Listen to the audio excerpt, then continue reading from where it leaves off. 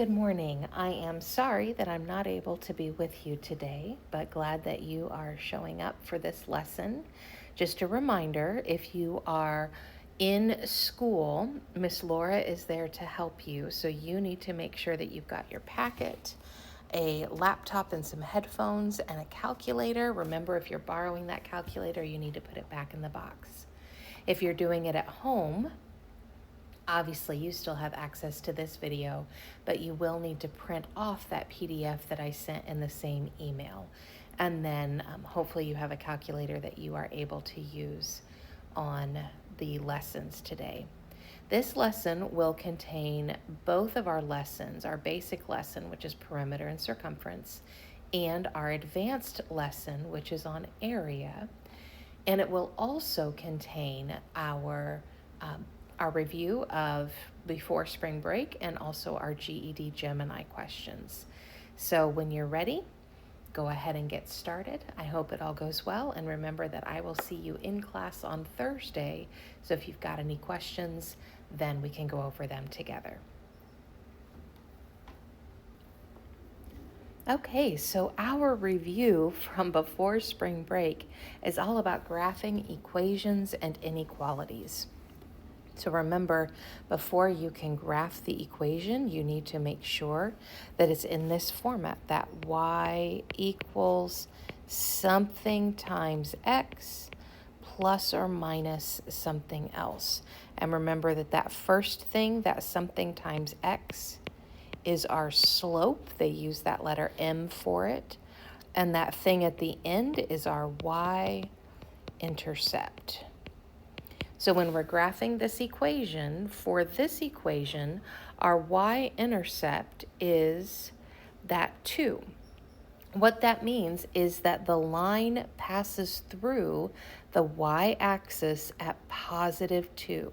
So one of our points is right here on the y-axis at positive 2. Then the slope gives us directions to get to a second point. So our slope is a -4. Remember, we're thinking of rise over run. So if our slope is a nice clean whole number, we want to go ahead and turn it into a fraction by putting it over the number 1. So we would say this slope is a -4 over 1. And remember that rise over run tells us that first we're going up or down, and then that bottom number tells us if we're going to the right or to the left. So with a -4, that tells us that we are going down 4 spaces from that first point, and then we're going to go to the right 1 space, and then we draw our new point. So go to that first point at positive 2 on the y-axis and go down 4. 1, 2, 3, 4, and to the right 1, and draw your second point. And then at that point, you can draw your line to connect them, and that is that equation portrayed as a line on a graph. Now, the problem with number 2 is that y is not all by itself on one side of the equal sign. We have 3 times y. So before we can do anything else, we need to get rid of that 3 in that 3 times y. And remember, to get rid of things that are being multiplied, we need to divide. So we're going to divide 3y by 3, and that's going to give us y. Then we're going to divide 6x by 3, and we're going to divide that 9 by 3. So that's going to end up being y equals 2x minus 3. And now we're ready to identify our slope and identify our y-intercept. So the slope in this situation is 2, because that's the number that's attached to the x. Remember, we're going to turn it into a fraction, so that's going to be 2 over 1. And what that is telling us is from one point to the next on the line, it's up 2 spaces and to the right 1 space. And then our y-intercept is a -9, because it was a -3 because it was minus 3 in the final equation when we were solving for y. So we're going to start at negative 3 on the y-axis. Then we're going to go up 2 and to the right 1 to draw another point. And if we wanted to, we could go up 2 and to the right 1 to do another one, up 2 and to the right 1 to do another one. We only need 2 points to draw our line. But if you're like me and you have a hard time connecting dots and keeping it straight-ish, then you can draw as many as you want using your slope to give you instructions to get to the next point. So that's 1 and 2. That's how we put equations that are lines onto the graph. All right, when we're graphing inequalities, it is that same process in the beginning to find our points. So we look for our y-intercept, which in this question is 4, and we draw our first point. And then we find our slope, which in this is a negative 3. So remember, we turn that into a negative 3 over 1, which tells us from our point we go down 3 spaces and to the right 1 space. So find that 4 on the y-axis and go down 1, 2, 3, and to the right 1. And if you wanted to do it again, you could, just to make sure you had a nice straight line. 1, 2, 3, and to the right 1. Then, once we've got our points and we are able to draw our line, we have to ask what kind of a line. If it is an or equal to inequality, then we draw a solid line. But if it's not an or equal to, if it's just greater than or less than, we draw a dotted line. So this is y is greater than negative 3x plus 4, which means we are drawing a dotted line. So that's step 2. Step 3 is where are we shading? If the y is greater than or equal to, we shade above the line. If the y is less than or equal to, we shade below the line. So again, in this inequality, y is greater than negative 3x plus 4, which means we are shading above the line. Same process for number 4. We're looking for our y-intercept, which in this case is a negative 5. Our slope tells us we are going up 1 and to the right 3. So up 1 and to the right 3. And you can do it again if you want to, but you don't have to. Up 1 and to the right 3. Then this or equal to reminds us that we are going to do a solid line to connect the dots. The fact that y is less than or equal to means that we are shading below. So again, that was, sorry, my thing erased. That was our review from before spring break. We talked about putting equations on graphs and putting inequalities on graphs. So if you need to go back and review that, remember to look on our class website and find week 3, and you can look at the second half of the week PowerPoints. Okay, now as we get into those GED Gemini reviews, we're looking at number 1, and it is a multi-step equation. So remember, with multi-step equations, we think of that phrase, don't call me after midnight. And the D in don't stands for distribute. And we can see with number 1, we do need to distribute. We need to distribute or multiply that 3 times everything that is inside of the parentheses. So 3 times x is 3x. 3 times minus 4 is minus 12. And then that equals 12 can come straight down. Then CAL stands for combine like terms. We don't have anything we need to combine, so we're okay. Move stands for move the variables. This is when we have the letter in terms on both sides of the equal sign, but we don't have that. We only have the 3x on the left-hand side. There's no x's on the right-hand side, so we don't need to move. After is for adding or subtracting. That's when we start looking at our two-step equations where we are using addition or subtraction to get rid of the constant, or like we talk about in class, the friend. And so looking at this equation, we have a friend right here at minus 12. It is on the same side as the 3x, but it's not attached to the x like that 3 is. So with a minus 12, the opposite of subtracting 12 is adding 12. And we got to do it on both sides to keep it balanced. So we're going to get 3x equals 24. Then we need to undo that 3 times x. So we're going to divide. And we want to divide by the very thing we want to get rid of. We want to get rid of that 3. So we're dividing by 3. And that's going to give us x equals 8.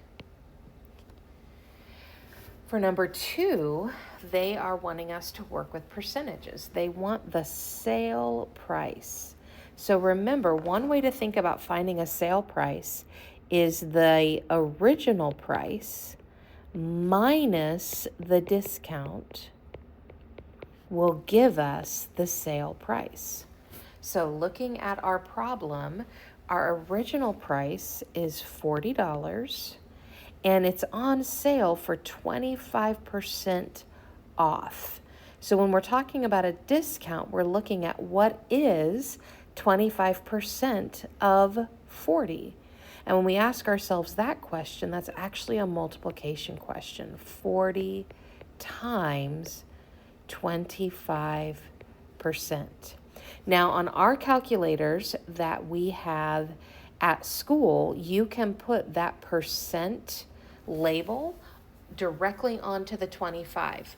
But also remember that 25% can be written as a decimal 0.25. So if you're working at home and you don't have a way to put that percent sign onto your 25, just put it in as a 0.25. So then grab your calculator and do 40, then hit your subtraction key, then do 40 again times either 25% or 0.25, and that's going to give you 30. So our sale price is $30. So that final answer, 30, is the 40 minus the discount. It's not what the discount is itself. It's the final answer. And that makes sense because 1/4, which is 25% of 40, is $10. And so 40 minus $10 would still give us that $30. So two different ways of thinking about it. We can find that 25% off 40 and then subtract, or we can just write it all together and put it in the calculator. The number 3 is wanting to know the slope of the line. Remember, we just did this in our review. We have to get it to y equals, and then our slope is the number that's being multiplied by x. So in this equation, y equals negative 2x plus 5. The slope is negative 2. Okay, the last two problems in our Gemini review. Number 4 talks about a rectangle with two different dimensions, a length and a width, and they want us to find the length of the diagonal. So as soon as we see they're talking about a rectangle with a diagonal, if they're wanting line measurements, chances are they want the Pythagorean theorem. So remember, the Pythagorean theorem says a squared plus b squared equals c squared. So the two sides that make a right angle in a triangle are the legs, that's A and B. The hypotenuse, which in this case is the length of that diagonal from corner to corner, is C. And so we know up here they're telling us the length and the width are 12 and 5, and they want us to find the diagonal. They want us to find C. So with a squared plus b squared equals c squared, we're going to say 12 squared plus 5 squared equals, and we want c, so that's going to stay the letter, and then that squared comes from the formula. So we grab our calculators, and in our calculators we do 12 squared plus 5 squared, and that gives us 169. But we're not done yet because we don't want c squared, we want c. So to undo exponents, our opposite of exponents is roots. So to undo an exponent of 2, we need to do a square root. So c squared, the square root of c squared gets us back to c. The square root of 169 is 13. So when we're trying to find the square root of something, we ask ourselves what number times itself gives us that number underneath the square root. Well, 13 times 13 gives us 169. So the square root of 169 is 13.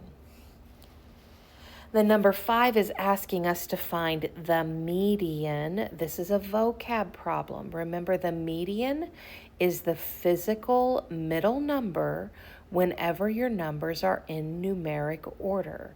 So when we look at this, 2, 8, 3, 8, 6, 7, these guys are not in numeric order. So we take a second and we put them in order. 2, 3, 6, 7, 8, and 8. And we are dealing with 6 numbers total, which means since it's an even amount, we're actually going to have 2 numbers that are in the middle. So to find our real middle, first we find those 2 numbers, and then we find the middle of those 2 numbers. What's halfway between those 2 numbers? So we can do 6 plus 7, which is 13, and then divide it by 2, split it in half, and that's going to give us 6.5. All right, so as we move into our lessons for today, the basic lesson we're going to be covering perimeter and circumference. And the advanced lesson, we're going to be covering area. But all 3 of these things are dealing with 2-dimensional shapes. And on the test, when they ask you about these things, they will also give you the formulas for them. And so for now, let's go ahead and focus in on what perimeter and circumference are. And then after your break, we'll come in and talk about what area is and how we find that.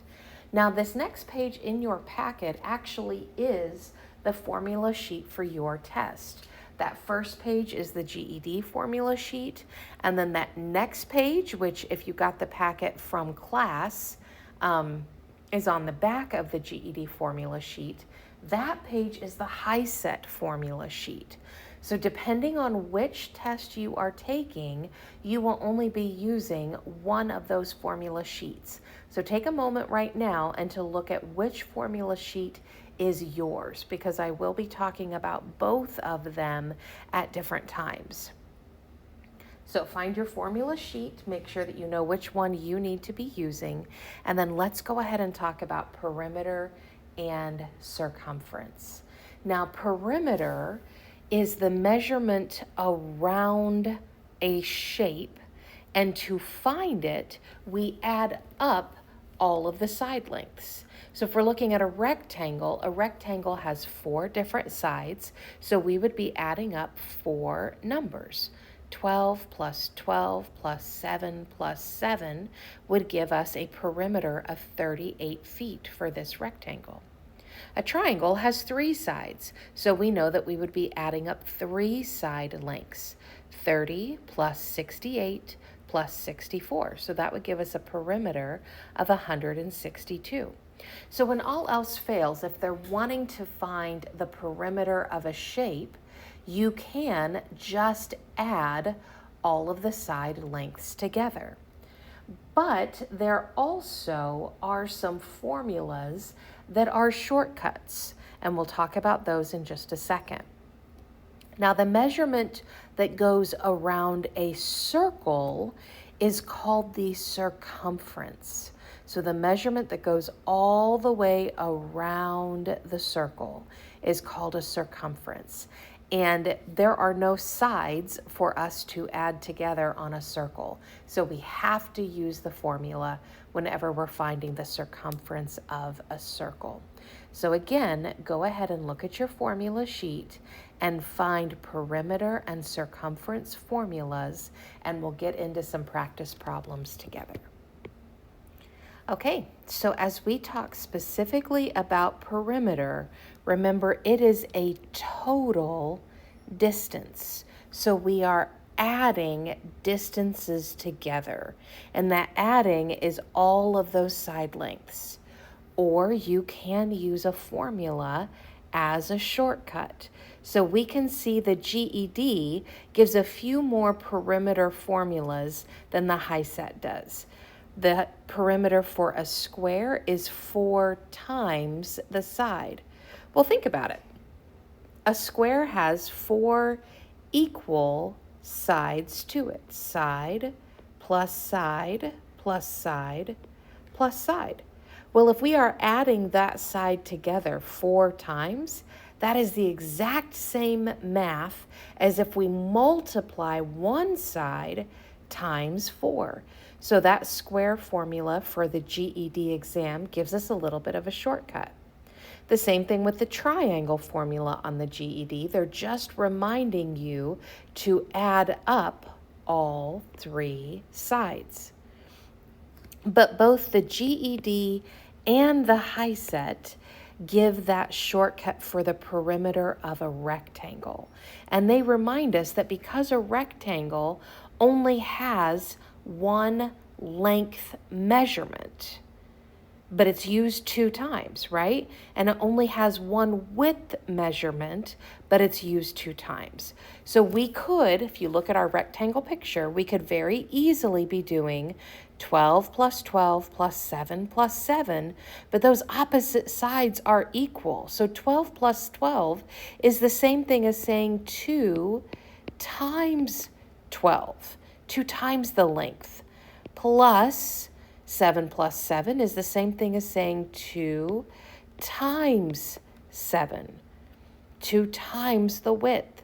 So adding it all together individually for a rectangle is the same thing as just multiplying the length times 2 and multiplying the width times 2 and then adding them together. So we would get 2 times 12 is 24.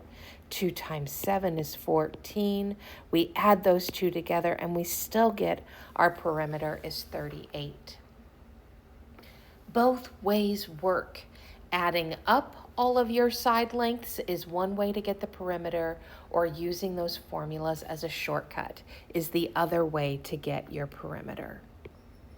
Okay, so you have some basic perimeter practice problems in front of you, and it's really important that you pause the video and give yourself some time to try these out before we do them together. Remember, perimeter, all you need to do is just add up all of the sides. So go ahead, pause the video now, try these 5 questions, and then once you press play again, you'll be able to see the right answers, and I'll also work through them with you.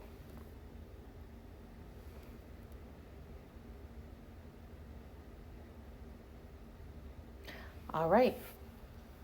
So when we are looking at these questions, I'm going to give you the right answer first, and then I will walk you through how to solve it. So for number 1, this square, the perimeter of that square is 52.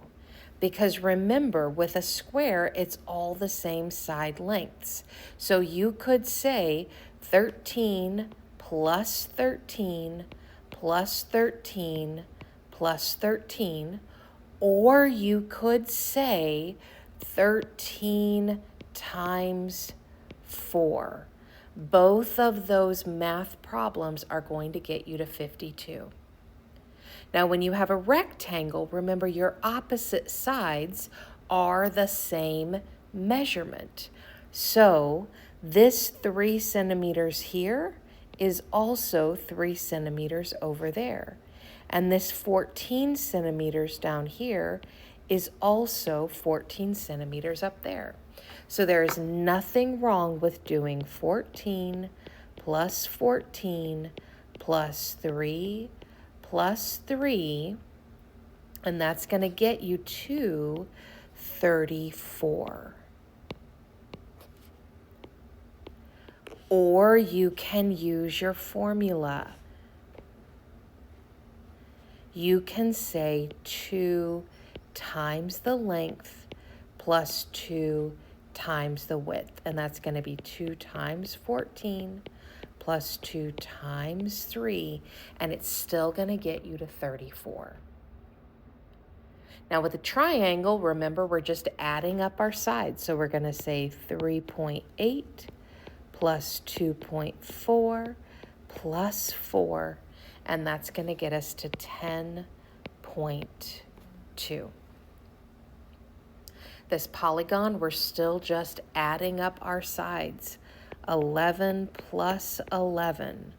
And then we have 1, 2, 3, 4 that are each 4 inches. And when we do that, we're going to end up with 38. And then a pentagon has 5 sides. So we could do 17 plus 17 plus 17 plus 17 plus 17. Or we could do 5 times 17. Both ways are right, and both ways will get us to 85. So you have the option. You can use the formula if it's there for you, or you can simply add up each side. Both ways will get you to the perimeter. Now, if we're talking about circumference, we are still talking about going around a shape. But in this case, our shape is always going to be a circle. So circumference is the distance around a circle. And when we're doing circumference, we have to use our formula. So if you notice in the GED formulas, they give you 2 options. So which one? It depends on what they give you. If they give you the radius, use the formula that has radius in it. If they give you diameter, you can use the formula that has diameter in it. They both will work because remember, the diameter is 2 times the radius. The diameter is the same thing as 2 times the radius. So for circumference on the GED test, you can use radius or diameter. But for those of you that are taking the HiSET test, they only give you the circumference formula that uses radius. So if you're taking HiSET and they give you the diameter, you need to divide the diameter in half in order to get the radius. Now, the other thing with problems with circles, we have this thing called pi. Pi is a special number specifically with circles. And the cool thing about pi is that it actually never stops. It starts with 3.14, but then those decimals just keep going and going and going. There is no end to pi. But for our math, if we see pi in the formula, we are going to use the number 3.14 anytime they want us to put a number in. So even though pi actually goes way past that 0.14, for our math, if we're going to put a number in, we only put in 3 digits, 3.14. And so let's go ahead and do some practice with finding circumference. Okay, so as we look at these circumference formulas, I am going to go ahead and use the circumference equals 2 times pi times the radius for all 6 questions. So remember, if you're doing GED, you've got a little bit of a shortcut that you can use that C equals pi times diameter for any circle that gives you diameter. But for practice, I'm going to keep using this 2 times pi times the radius to get us to circumference. Okay, so for number 1, the circumference of this circle is going to be 2 times pi times the radius, and our radius is 3. So we're going to say 2 times 3.14, because that's our pi number, times 3. And 2 times 3.14 times 3, when we put it in our calculator, is 18.84. Now on number 2, they give us the diameter. And remember, for this example, we are always going to be using that radius formula. So if they gave me the diameter and I wanted the radius, I would need to take that diameter and divide it into 2. And so half of 7 tells me that the radius is 3.5. So my formula is still circumference is 2 times pi times the radius. So we're going to say 2 times 3.14 times 3.5. And you should be using your calculator for these.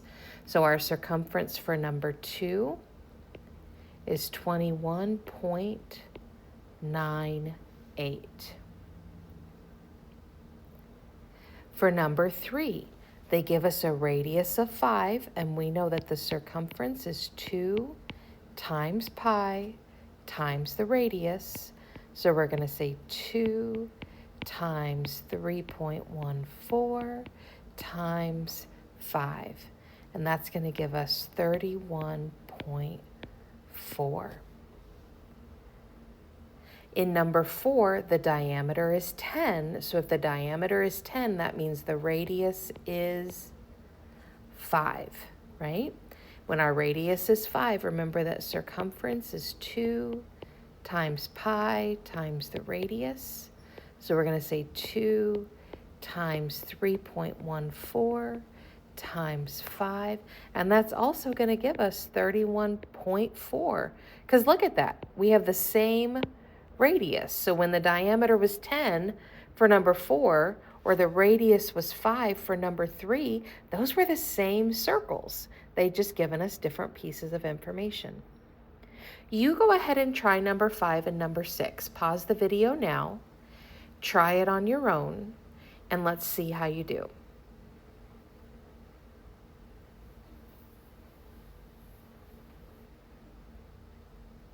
Okay. For number 5, the circumference is 2 times pi times r. So that's 2 times 3.14 times 9. And that's going to give us 56.52. For number 6, if the diameter is 8, that means the radius is 4. And our circumference is 2 times pi times r. So that'll be 2 times 3.14 times 4. And that's going to give us 25.12. So that's how we find the circumference of a circle with the radius, or in this situation, they gave us the diameter and we went ahead and found the radius to complete some of those. All right, so take a quick moment and go back to your formula sheet. Remember, it's that page that has the GED formulas all on it together, or the HiSET formulas all on it together. And I want you to take note of some key words for perimeter and circumference. Because on the test, the question might not be, what is the perimeter? Or what is the circumference? The question might be, how far is it around something?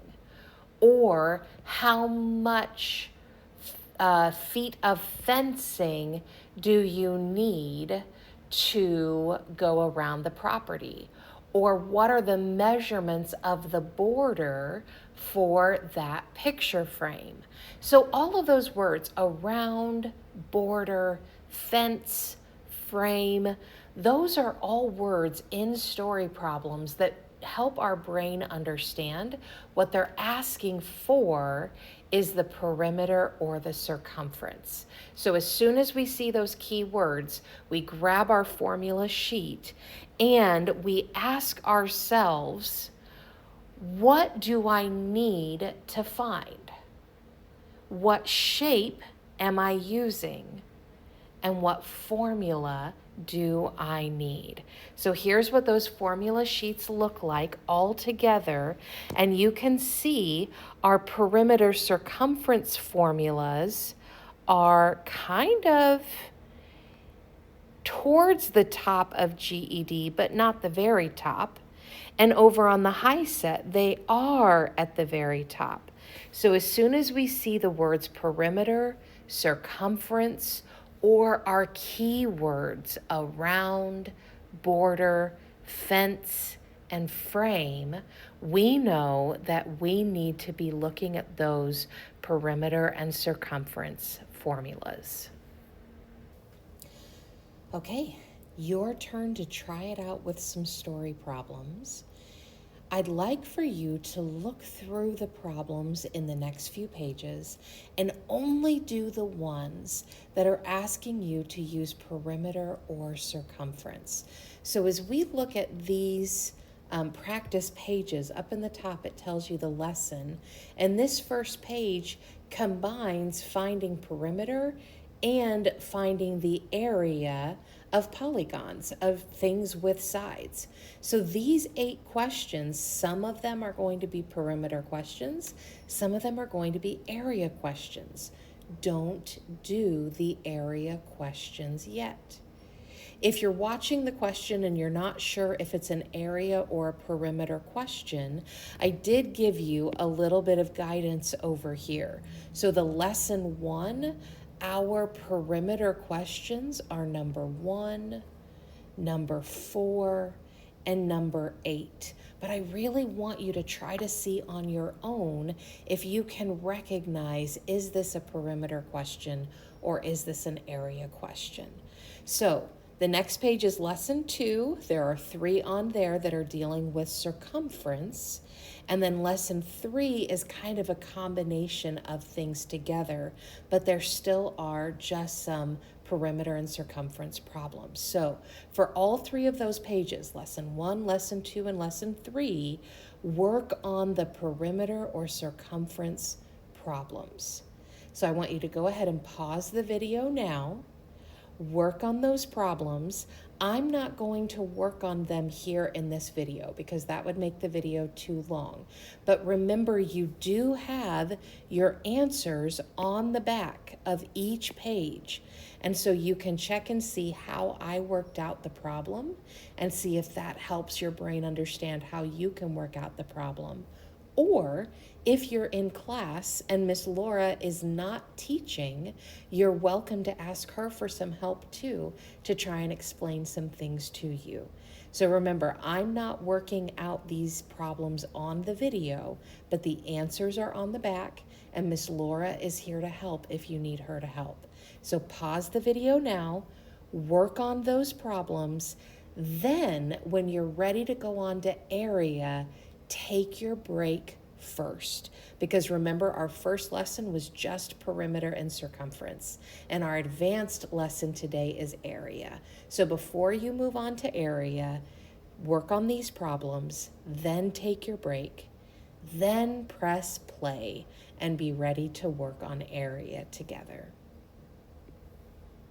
All right, welcome back from your break. I hope that you were able to give your brain a rest. Remember, if you have any questions on those practice questions, make sure you're asking Miss Laura, or I will be back in class the next time we meet, so you can ask me then too. But as we get into our advanced lesson, now we're talking about area. An area still is dealing with a two-dimensional shape, but it's talking about the measurement inside the area or inside the shape. And so we want to use our formulas whenever we're doing area. Remember, with perimeter, a lot of times we could just add up sides and we were done. But with area, you want to use the formulas. So here's some different examples of shapes and the formulas that go with them. But the next page will have a little bit more detail. All right, so again, as we are finding area, we are looking at what shape are we using, and we're choosing the right formula for it. So up here, these are the GED, how they look formulas. I forgot to put the HiSET visual in for this one, but you've got the formula sheet. So you can go back and look at your area formulas for HiSET. And in just, I think the very next slide, I'll show you what that actually looks here on the video too. But you've got it in your packet. And the formulas are the same. They just are written out a little bit different. So as we look at number 6, a square with a side of 11 inches, the area of a square is side squared. Side times side is what that means. So 11 squared, we'd put that in our calculator, and we would get 121.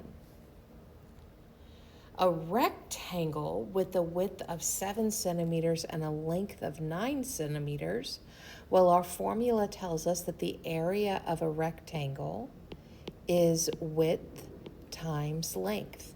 So even though we're looking at area for all of these questions, the formula changes based on the shape. So we always have to look at the shape that we need for the area. And so width times length, or length times width, is the same thing. So we grab our calculators and we would do 7 times 9, and that would give us 63. Now, when we get to a triangle, the formula is the area is 1/2 times the base times the height.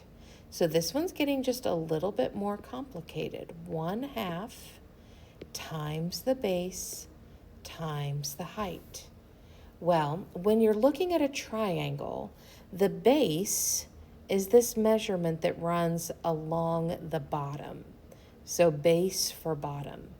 And the height is the measurement of the very top of the triangle straight down to the base.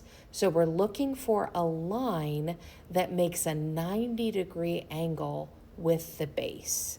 So our 90-degree angle with the base is this line right here.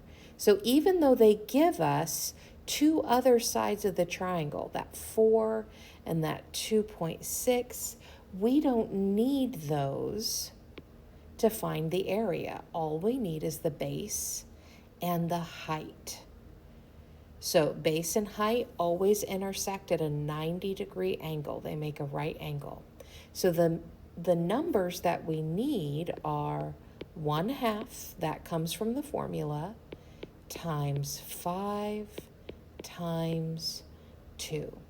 And that's going to give us 5. The formula for a parallelogram is area is base times height. So again, remember our base runs along the bottom and our height makes a perpendicular cross. So it gives us that 90-degree angle. So again, they give us a number we don't need. All we need is that 4 from the base and that 1.8 from the height.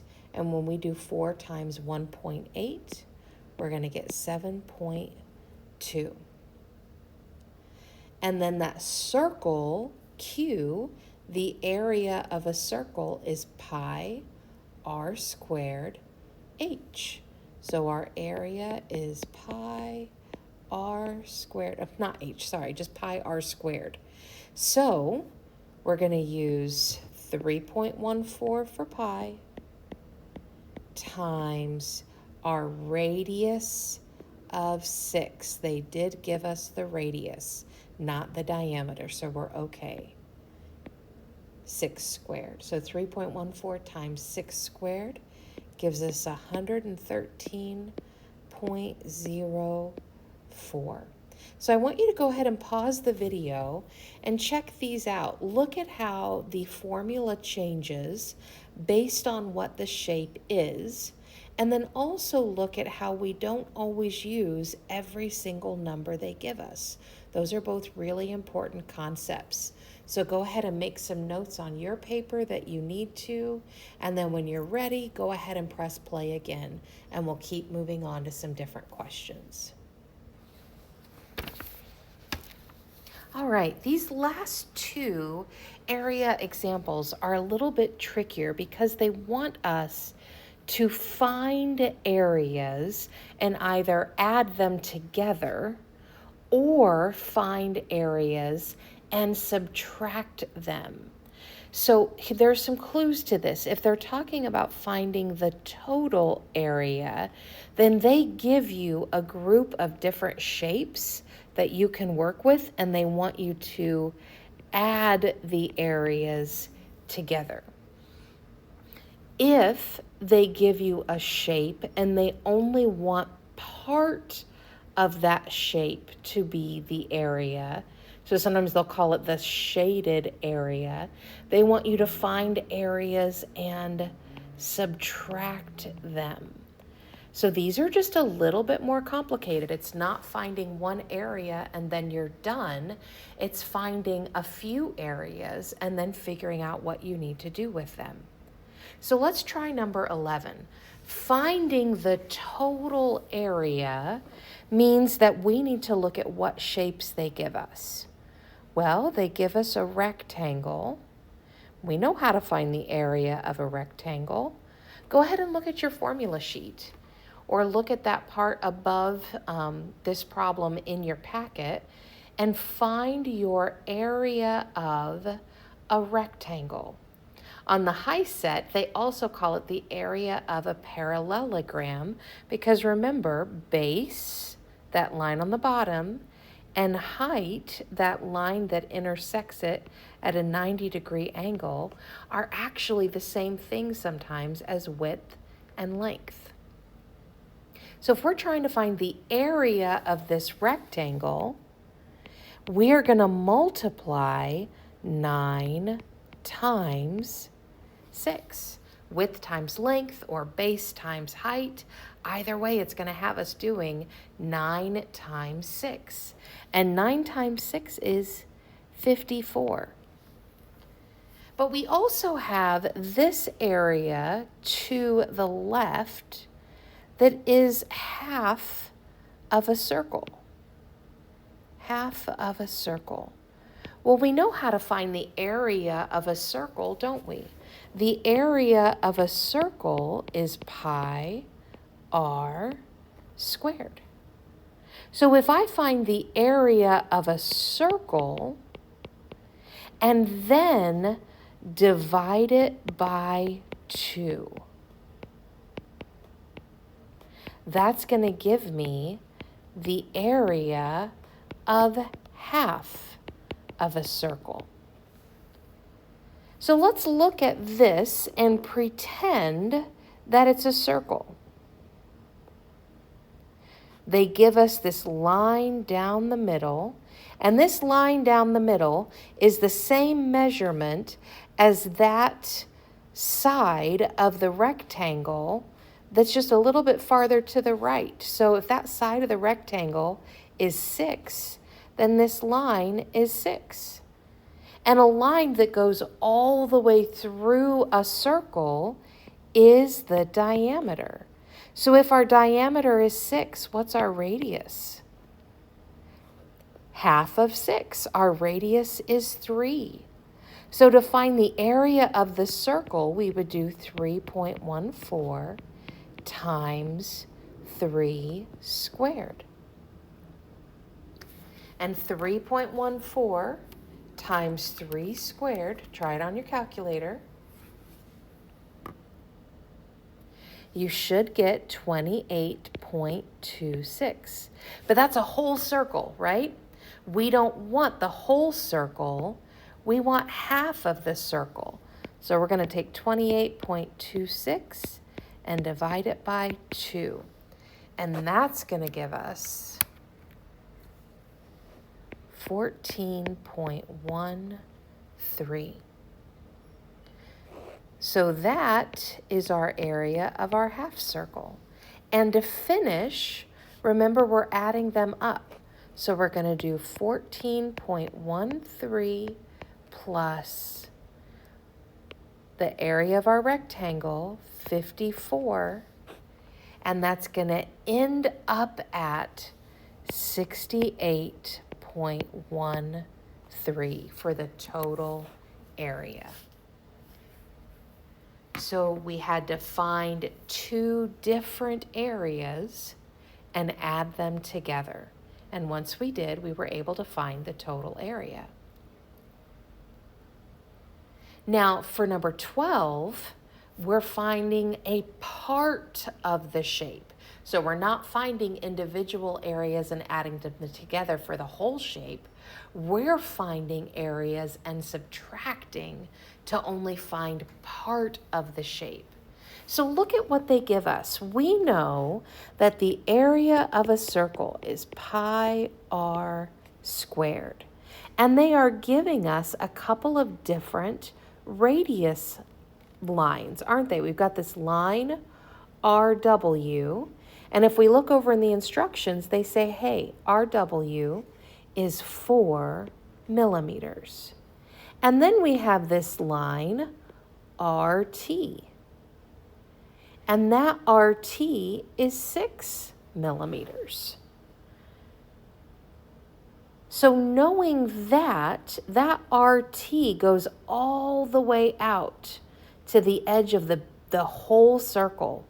So I can do the area of the whole circle, and I can subtract the area of the white circle, which is my radius of 4. So if I take that big, huge whole circle, and then I take out the area of that center circle, that white circle, what I'm going to be left with is the shaded part, and that's what they want. So let's go ahead and do those. Let's find the area of the larger circle first, that one that goes all the way from R out to T. So we're going to do pi r squared, because that's our formula for the area of a circle, right? Then we're going to do 3.14 times our big radius, RT. So that's going to be 6 squared. And 3.14 times 6 squared is 113.04. Do it in your calculator and check me. Then we want the area of the white circle so that we can take it out. But we still have pi r squared, right? So we're still doing 3.14 times our little radius is 4. So times 4 squared. And 3.14 times 4 squared is 50.24. So to find the shaded area, we need to subtract the big whole area minus that little inside area. And when you grab your calculator and you do 113.04 minus 50.24, you end up with 62.8. So these two questions, 11 and 12, are good examples of what we would call compound area or compound shapes, where they are shapes that are attached to each other or shapes that are inside of each other. And those are pretty common area questions that they want you to be able to do. So go ahead and pause the video, make some notes on your paper, ask Miss Laura if you have any questions about it, and then we'll go on to the next thing in just a little bit. All right, so before I set you free to try some of those story problems, but now with area, I want you to remember that just like perimeter and circumference have their own keywords, area has their own keywords. So remember, area is all about how much space is inside the shape. So if they're not asking for area, they might be talking about filling in something or covering up or over something or painting over something. So those are all area concepts and key words that we see in some of those story problems. And now what I'd like for you to do is go back to those 3 pages that you were working on with perimeter and circumference. So that lesson 1, lesson 2, lesson 3, where you only did about half of the problems. The rest of the problems are area problems. So I want you to go back to those 3 pages, those independent practice pages, and now try out the area story problems. Remember, you've got it all worked out for you on the back of each page, so you can check your answers as you go. If you're in class, you can stop and ask Miss Laura for some help, and she can explain some things to you also. But these are just some examples of how we might see story problems dealing with area. And then once you're done with those, if you still have some time in class, I gave you a few more pages at the very end of the packet that were extra practice. So these 2 pages at the very end of the packet, the first one is talking about perimeter and circumference.